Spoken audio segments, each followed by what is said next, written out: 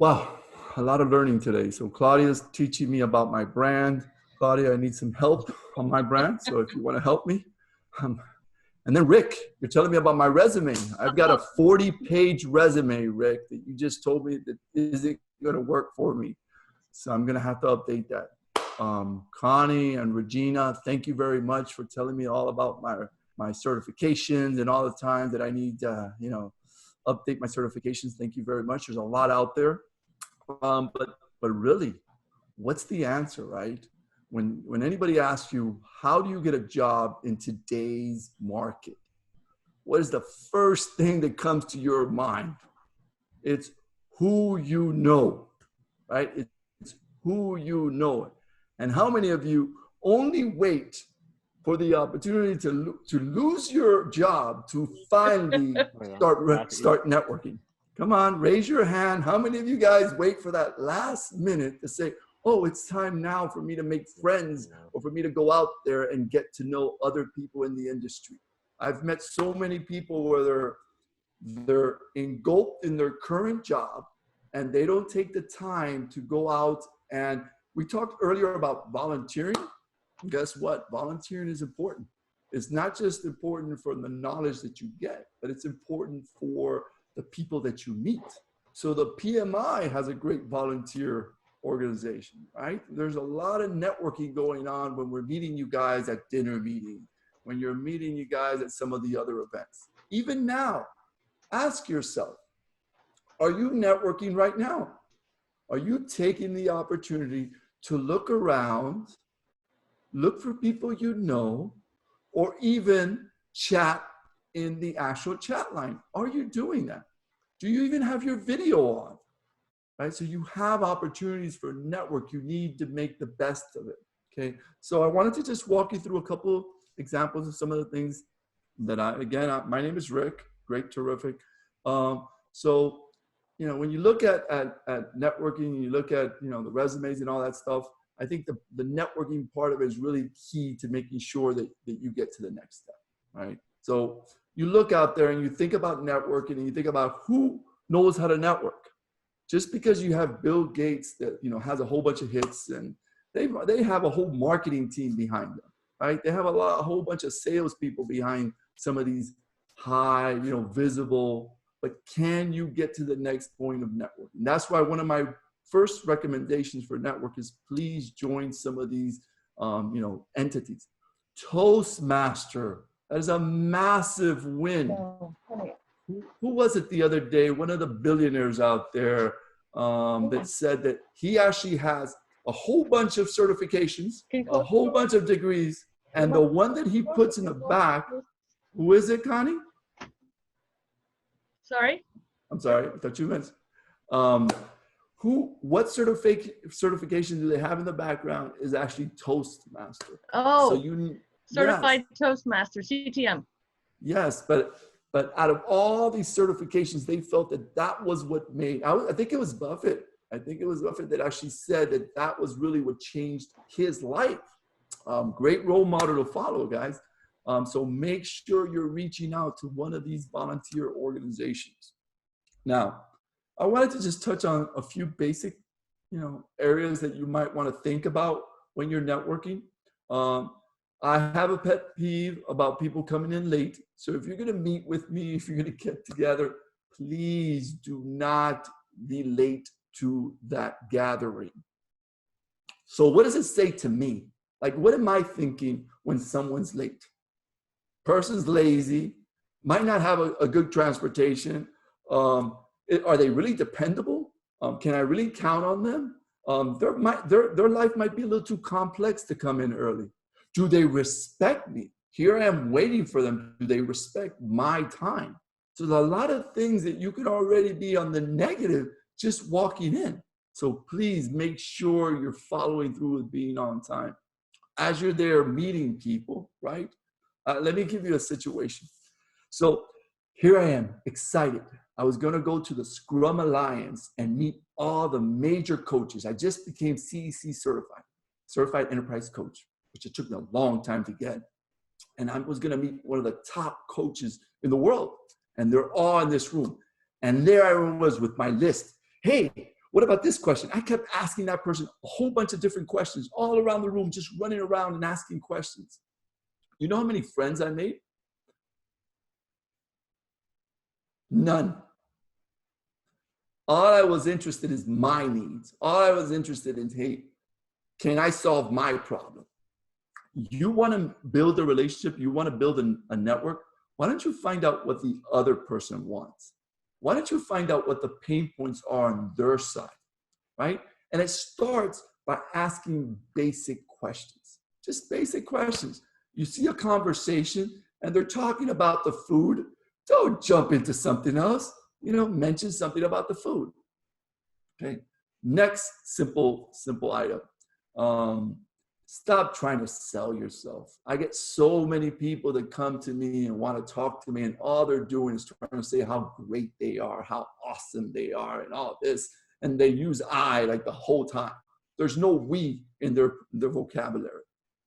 Come on, it gets tiring, okay? So please make sure you're adding a bigger scope than just yourself, okay? Next part is passion.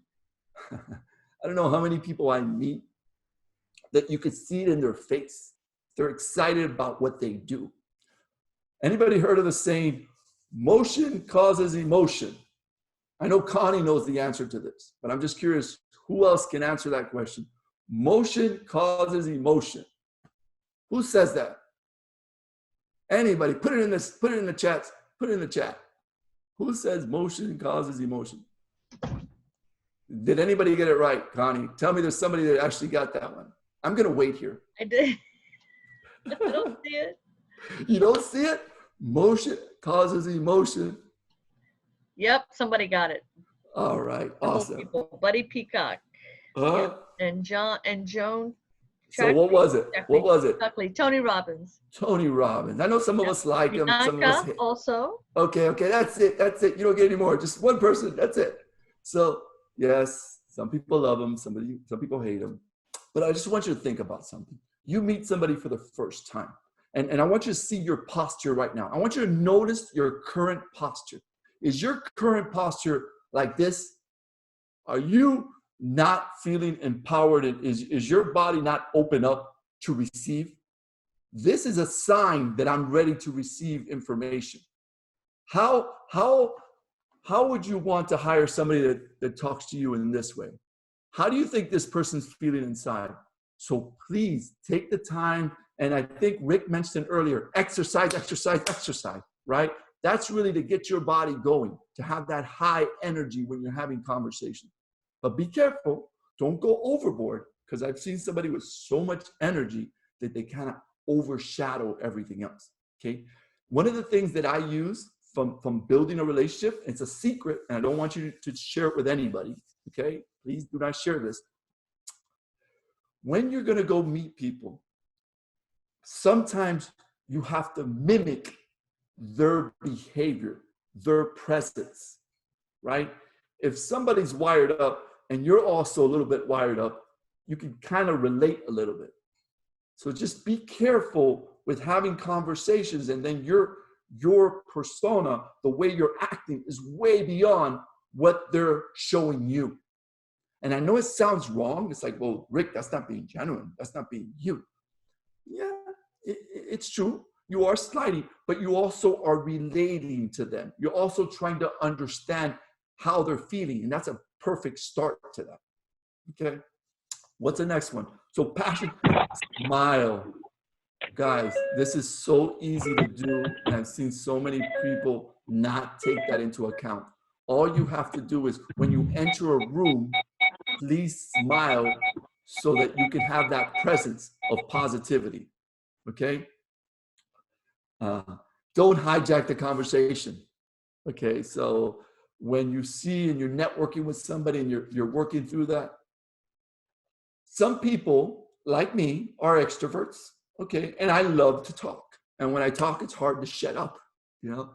But what I find is, if you see a group and you're the only one speaking up, you really aren't networking properly, because you're not listening. You're not listening for cues. You're too busy chapping your mouth, okay? So please make sure you give. In fact, they say that's a sign of a high-performing team, when everyone has an equal share to actually collaborate properly. Okay, make sure you're doing that. And the simple thing of following up, right? If you really want to network with somebody, you want to make sure you're following up and saying, hey, I'm here, I'm dependable, right? So the last part, which I think is probably the most important thing, it all is based on trust, right? When you network with somebody, you really want to feel like you can trust each other to talk. There's some 3 core elements of trust. There's competency, and I think a lot of people spend time in competency. Oh, I'm brilliant, I'm smart, I'm the smartest thing in the world. Yeah, look how smart I am. I know everything there is to know. But then there's other very important factors that without that, I'm not going to hire you. Okay, you got honesty and you got dependability, right? How honest are you? That's where vulnerability comes in. Anytime I interview somebody, or anytime I work with somebody, if the sky is always blue, you're not going to get in. If everything you tell me it's all perfect, you're not going to be open with me. So showing that you have that honesty and you're able to open up to them and show them that, hey, we overcame this and this is how we did that. That's very important. And then being able, of course, to be dependable, somebody that you can count on, that when something happens at 10 o'clock at night, who's going to be there for you? Yeah, that guy. Okay. So these are some of the pointers that I wanted to give you from networking perspective. Just keep in mind that I've also seen an issue where people have gone overboard when it comes to networking. There's a science to it, and you only can have a certain amount of people that you can really interact with. There's no way that you can have 2,000 people on your LinkedIn Connect and really feel that that's your network. That is not your network.